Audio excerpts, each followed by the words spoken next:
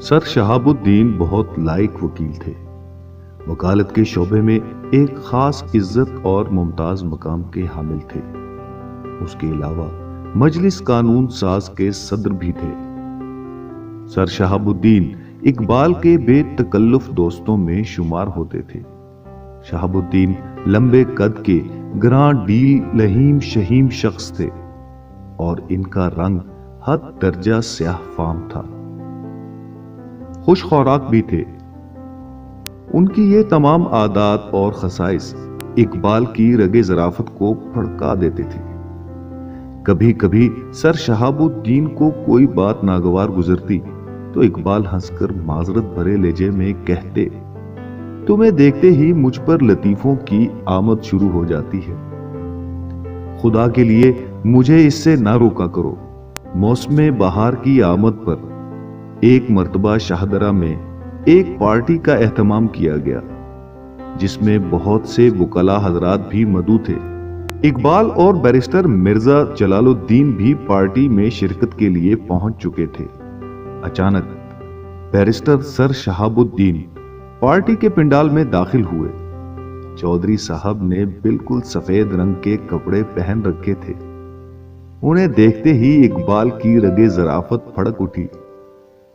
उन्होंने बैरिस्टर जलालुद्दीन को मुखातिब करते हुए कहा, सर शहाबुद्दीन की तरफ इशारा किया और पंजाबी में बोले, भाई देखो देखो कपा विच कट्टा वड़ गया जे, यानी भाई देखो देखो कपास में कट्टा घुस गया है।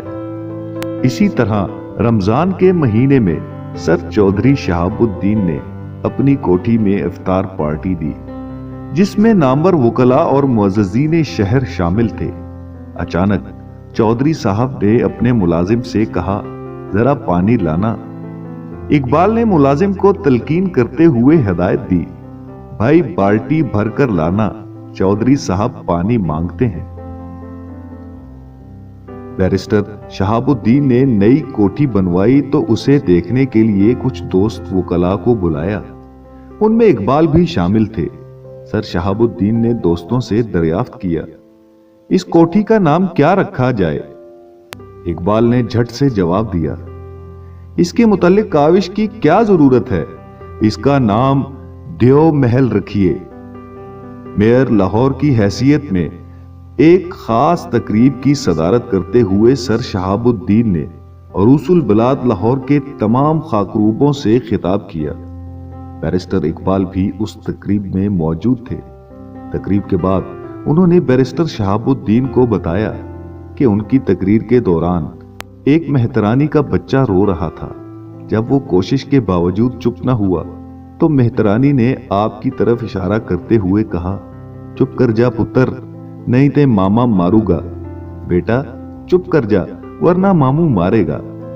एक रोज बैरिस्टर शहाबुद्दीन अपने पूरे वकालती लिबास यानी स्याह पतलून, स्याह कोट और स्याह टाई लगाए हुए हाई कोर्ट बार में दाखिल हुए तो बैरिस्टर इकबाल ने उनसे मुखातिब होकर मुस्कुराते हुए कहा, सर शहाबुद्दीन आप हाई कोर्ट में नंगे ही तशरीफ ले आए हैं। बैरिस्टर इकबाल एक दिन बैरिस्टर शहाबुद्दीन के घर उनसे मुलाकात के लिए गए तो खादिम ने बताया कि सर शहाबुद्दीन गुस्ल फरमा रहे हैं। जब बैरिस्टर शहाबुद्दीन नहाने के बाद तैयार होकर ड्राइंग रूम में आए तो इकबाल ने मुस्कुराते हुए उनका इस्तकबाल किया और कहा, मुझे पता चल गया था कि आप ही नहा रहे होंगे क्योंकि गुस्ल खाने से जो पानी निकल रहा था वो काफी काला था।